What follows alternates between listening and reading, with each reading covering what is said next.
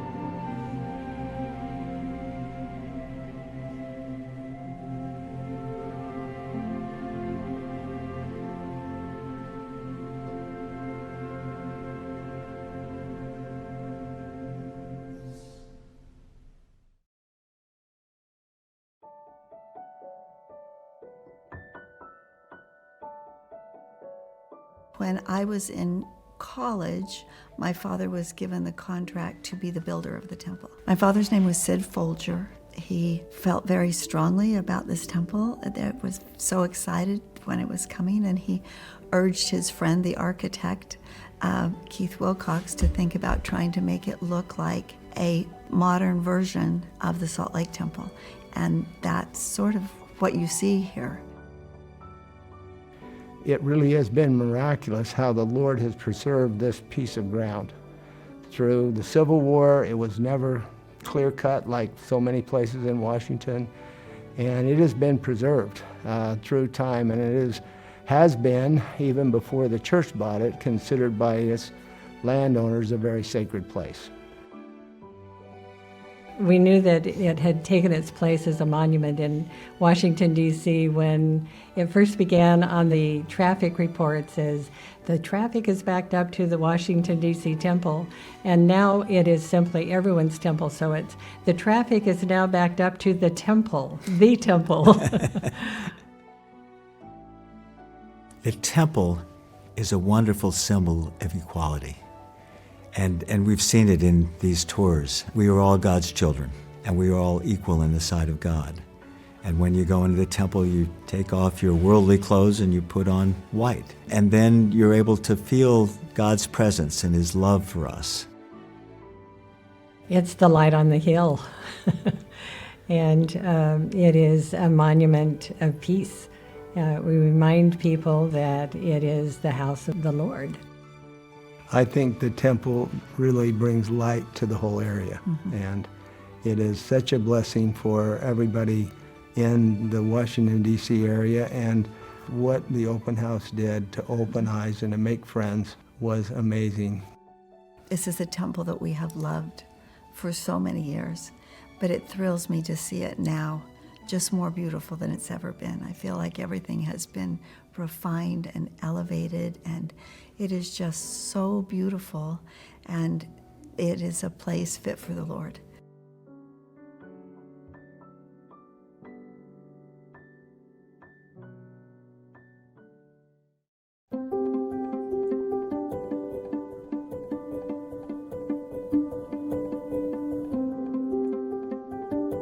When I sat in the first chair and looked around the circle to the other 11 apostles, I don't know how many times the thought has coursed through my mind, how did this happen?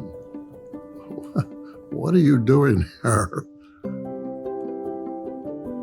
The power and the goodness and the spiritual insight that those 11 apostles have is overwhelming.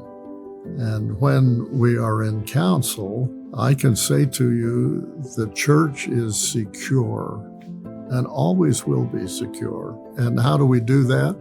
Because we have, 60, 70,000 full-time missionaries serving in every corner of the earth. We have stakes, we have wards, we have priesthood, we have sisters, and therefore, I think it's a remarkable thing to be a member of the Church of Jesus Christ of Latter-day Saints. Because the quorum of the 12 apostles and the 3 apostles who make up the first presidency will always guide this church in the direction it should go.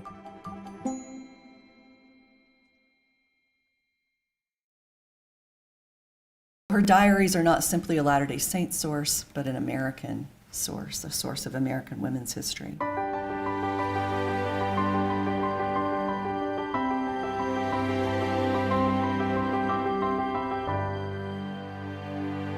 The words of 2 prominent Latter-day Saint women have been published by the Church Historians Press after decades of research. The diaries of Emmeline B. Wells and the discourses of Eliza R. Snow can now be found online. It's 2 women who are powerful and influential leaders in the early church whose impact is still felt today by not just women in the church, but women in Utah and women in the nation. The Church History Department of the Church of Jesus Christ of Latter-day Saints held a media event at the end of October to celebrate the completion of the projects. We don't pull out all these treasures for just anyone. So those of you here in the room, this is exciting. The women served as general presidents of the Relief Society, the church's women's organization. Each left a compelling record of her teachings and service, Snow in the form of discourses, and Wells in the form of diaries. They lived in a world that integrated the secular with the religious, the temporal with the spiritual. Both were motivated at their core by their faith in the gospel of Jesus Christ and in the restored church of Jesus Christ. Researchers combed through hundreds of sources, such as handwritten minute books and 19th century newspapers, to find and compile Snow's words. I love how she empowers women and she encourages them to speak up and speak out. And that has definitely encouraged me to do the same. This first item is what I refer to as Eliza's Trail Diary. It begins in the 1840s in Nauvoo, ends in the 1880s here in Utah, and is full a lot more of poetry actually than traditional diary entries. One of the things that she said, where she really was including all the women, is that if we all come together, it's like putting coals of a fire together. When they're separate, they can't burn and go out, but when they are together, they burst into flame. And that's how she saw the Relief Society. Historians and editors transcribed and annotated thousands of diary entries in the 47 volumes Wells recorded between 1844 and 1920. Historians indeed cannot ignore women in the history of the 19th century, and Emmeline Wells has given us untold riches by which to remember them and her. Both projects illustrate the Church History Department's ongoing commitment to women's history.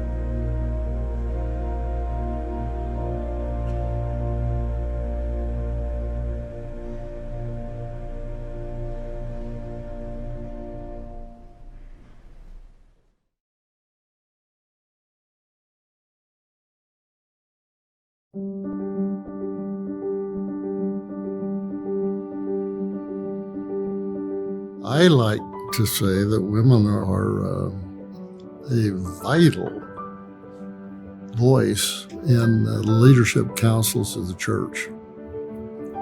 I don't know how a bishop can be able to administer a ward and meet the needs of the members of his ward without the input of the dear sisters that are presiding over the Relief Society, the young women, and the primary. To me, I've been an advocate all my time as a general authority that the priesthood leaders ought to help call capable, good, smart women to lead the auxiliaries of the church, and then they ought to be a full and participating part of a ward council. Many, many times, the voice of women in the ward council is the most important voice that a bishop can hear. I'm grateful that we have the dear sisters in the church to help us try to do what the Lord wants us to do.